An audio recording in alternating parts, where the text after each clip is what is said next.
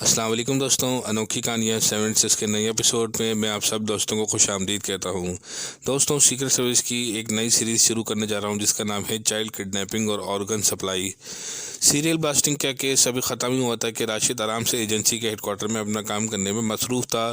थोड़ी देर में बॉस की कॉल राशिद के पेजर पे आई। इसमें लिखा हुआ था कि come to my office in 2 minutes. Rashid ने सारे काम छोड़े, जल्दी से बॉस के पास रवाना हो गया।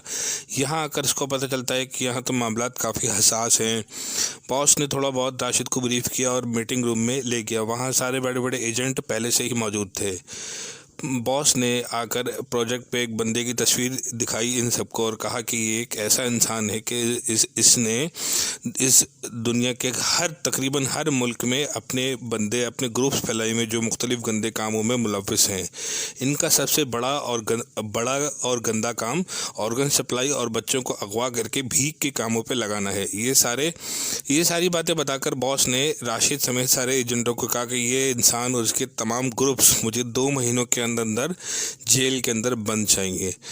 दोस्तों, अगर ये एपिसोड आपको अच्छी लगे तो कमेंट्स में राय का इजाज़त कीजिए और मेरे चैनल अनोखी कहानियाँ 76 के चैनल को सब्सक्राइब कीजिए। अस्सलाम वालेकुम।